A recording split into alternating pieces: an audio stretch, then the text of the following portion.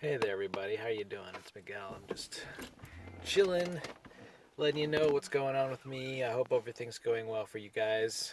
Um, so I got my first vaccine today, my COVID shot, the Pfizer vaccine, and so I'm pretty excited about it.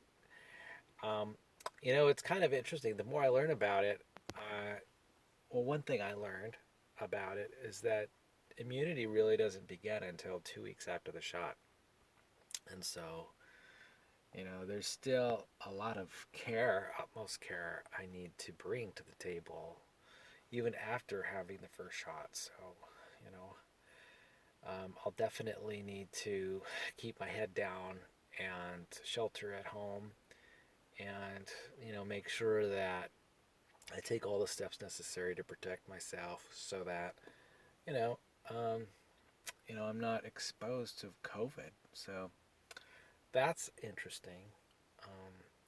Of course, I already knew that. It turns out, immunity must be this really complex process. Well, certainly it is. And, it takes time for it to develop. It's interesting that our immune systems are just as good as they are. I know. I mean, here we're talking about, I think this particular vaccine focuses on just a single spike, creating immunity against a spike in the SARS-CoV, uh, in the SARS virus. And it's interesting. And all that is just some kind of molecular puzzle piece, some kind of Lego piece, some kind of molecule. And my immune system operates against a molecule shape, and it's just pretty amazing to me. And there might be other, you know, more details. I'm sure there are a lot more details because my understanding of the immune system is very rudimentary. But this is complex business. It's not simple. It is about unseen objects. These virus particles are very small. In fact, most virus particles, to my understanding, are smaller than even the wavelengths of visible light, which isn't on the order of nanometers, maybe 100 nanometers or something like that. I forget what the wavelengths are of visible light, but they're about that large, I think. And so, that's a billionth of a meter. And, so these virus particles are really small. And these molecules that are making people sick are, really tiny. And they're complex. I mean, it's not like these are proteins. What? Proteins are basically what? Peptide chains of larger than 50 peptides or 50 amino acids. You know, 50 amino acids? Man, we're talking about strings of molecules that are so small, and we're also talking about the configuration of these amino acids. Honestly, I don't know how the body does it. Well, certainly I don't, because like I say, I claim to be ignorant about how the immune system operates. I would love to take some kind of class in immunology. That would be amazing. And I have over the years been witness to a certain number of lectures about immunology and seen some diagrams about the various cells, like the helper T cells and the killer cells and the B cells and maybe is it the helper B cell? I'm not really sure, but uh, it is very complex. There are a lot of different immune cells that are out there, you know, and they have a lot of different functions. And there's like active and passive immune systems, and it's not simple. It's not simple to understand, and I'm just blown away that this system was created over the years, over the millennia. I was thinking too recently about just human beings in general, and how human beings have been around. Homo sapiens have been around for 200,000 years, and that it's interesting to put things into perspective. I don't know how long life has been around on this planet, but I'm guessing about 1 billion years. And the planet is about 5 billion years old. The universe about what 12 to 14 billion years old. And you know So if life has been developing, along this chain of DNA, our genetic tree, for a billion years, it's really kind of interesting how it's there's a lot of specificity that's developed over the years, over the last billion years. And it's just remarkable the kind of animals that we see on this planet, the trees, the plants, the fungi, you know, and the diversity and the complexity of it all. We still, even though human beings have managed to basically destroy our ecology over the last 150 years, um, we still live in a world that's very lush and complex. I mean, there are, you know, larger animals that live and thrive in the world. Well, they live in the world. I'm not sure that they're thriving, but elephants and hippopotamuses still exist, which is surprising to me. The other day, I was really struck by a particular story I listened to in the mail, and in the news. It had to do with, I guess, a black bear. There were some reports of a black bear attacking someone in their home or around their home. Say, oh, someone was sleeping in their own yard, and I don't know what the details of the attack was from the bear, but no doubt the bear just was kind of hungry or was curious. Anyway, there was a team of, I guess, animal conservationists. Maybe this led by the city, perhaps, to go sort of track down. Maybe they found some bears. I think they found a mother bear and a baby bear, and they ended up using like a rifle to sort of shoot a tranquilizer gun into both the mother and the baby. And regrettably, the baby bear did not survive the tranquilizing shot, so that they could move the mother and the baby to safer ground, to safer area.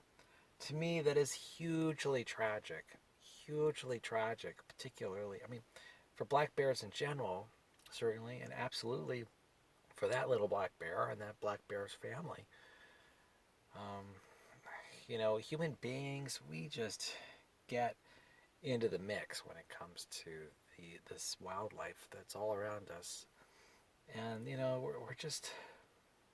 we're so clumsy about it, and I'm regretting that we are so clumsy about our ecology. We're just not taking it seriously.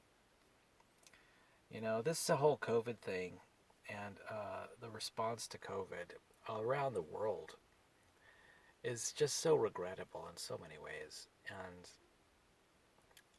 I think it's impacting my sort of view of human beings in general and their responses to global disasters and global events. And I've just been walking around, in fact, recently or lately, pretty dissatisfied with the whole project of civilization. We're just not doing a good job educating and getting the word out about what's going on in the world, and people are just, I guess, not paying attention. Maybe I'm just complaining. I probably am, because perhaps I'm privileged. Maybe that's part of the answer.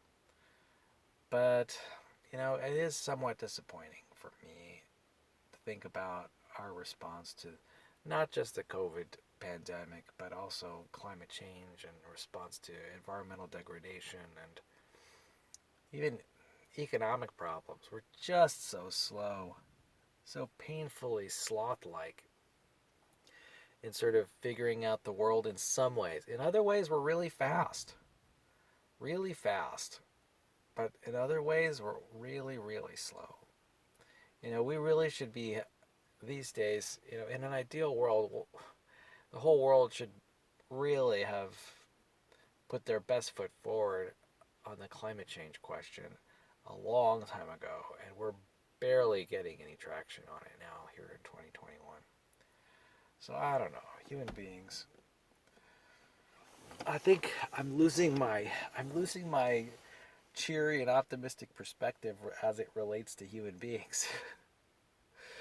It's I used to think we were doing a pretty good job about managing the world and each other, and I'm just not seeing it. I so wish that we could be doing better. Definitely, this is sort of an example of one step forward, two steps back. At least we were able to come up with a vaccine and distribute it worldwide to some of the people in the world, and I guess that half step was pretty decent. But uh, I don't know. I don't know what it boils down to. I don't know what we can attribute it to. When I hear stories about 30% of nurses not being interested in getting the COVID vaccine, it's puzzling for me. You know, and then I'm aware of a lot of friends and family who are just not interested in getting the COVID vaccine, and I'm okay with that. That's perfectly okay. I recognize it's rather new technology. In fact, it is brand new technology, although the technology has been developing for the last 10 years or so. And yeah, hey, I can get it. And you know what? I'm sure there are a lot of valid perspectives relating to the idea that COVID is not a problem or not a big problem. And, but, you know, on the other hand, so many people have died, and I think people are running out of counter arguments. And anyway, I'm glad to see the interest in protecting people's health that's sort of rising among people of all ages, particularly middle and the young. Now, I don't interface with the older folks very often, so I'm really not quite sure where they stand on a lot of these issues. But since they're the demographic that's being sort of most being affected by COVID, I mean, I wonder how those that generation is lighting up, how their attitudes are lighting up about the COVID pandemic and the vaccine. Anyway, it's kind of interesting. These are political ideas I'm talking about, and but on some level they're also personal ideas. In fact, it's not easy to parse the political from the personal, or the personal from the political. Um, I guess what I want to say is that I have been feeling a little low lately about how people have been handling the pandemic, and I've been reading some statistics about how the United States, in particular, compared to other nations in the world, is doing so poorly as it relates to infections and deaths. And I don't know. On the one hand, I'm saddened by that statistic, but on the other hand, it's clear that our society needs to learn some kind of lesson. And I think apparently it's got to take losing a million a million of its like a million of its people, a state like the United States, it's going to take losing a million people to in about a year and a half to sort of make some social changes as it relates to viruses and bacteria and basically disease. So anyway, I hope that we sort of come out of this better people. And I certainly hope that we as a group are more aware of bacteria and viruses and their impact on our world. You know, I was talking earlier, I'm thinking earlier about sexually transmitted diseases. And I think it's really a shame how they have been allowed to persist as long as they have. I think we've got some treatments for that, penicillin, say, for gonorrhea, and other treatments for, herpes 1 and 2, and AIDS, certainly, we've got some good treatments there. But I still think that largely the area of sexually transmitted disease has been somewhat ignored. Thankfully, it's getting a lot more attention now, because just viruses and bacteria in general are getting a lot of attention. And anyway, I'm really grateful. I really hope that, I guess what I'm talking about are the biological sciences. And, I'm talking about life on this planet and how critical it is to have a really good understanding of the biological sciences just as a human being, so that we can understand how to manage our biological environment. And we need to be able to manage our biome. And I guess this is sort of the lessons learned that we have to. These are situations. These are lessons that we have to learn in order to sort of be better stewards of the planet and um, even our own futures. It's kind of interesting how, you know, everything that we do as human beings relates to biology in some respect. Breathing that we do every moment of the day, drinking water, eating food, and then sourcing our food and water from our environment. And then just, making decisions about being around in the world, relating to plants that are around us and things like that. There's just a lot of interconnections between us and biology and the biological world. And I really hope we get smart on it quickly. We've got a long ways to go. And if we want to improve our average mortality, our sort of average lifespan here in the United States and in the world, we're really going to have to come to grips with just how to do that and how to stop creating injuries to our ecosystem and injuries to our own bodies when we neglect things like self-care or even planetary care. So anyway, it's kind of interesting. It's kind of interesting that these are the things on my mind, and I think about just on a meta level about me thinking about these things, and I can't help but say that I must be being affected by the journalism of the day, and the entertainment of the day, and the politics of the day. So maybe all I'm doing is just echoing sentiments that I've heard described on all the media that I look at. And, maybe I wonder if there's a better way. Can I do something differently and be better? Maybe have a better attitude? Well, you know, I guess what I can do is I can realize that this is all part of a journey, as we move forward. And we're continually learning lessons. And I think these are powerful lessons. And they're going to impact how the human race, or humans, I should say, humans live on this planet. And, we've got an extinction event going on right now on our planet. And, I'm very concerned about plants and animals, and particularly insects and their population.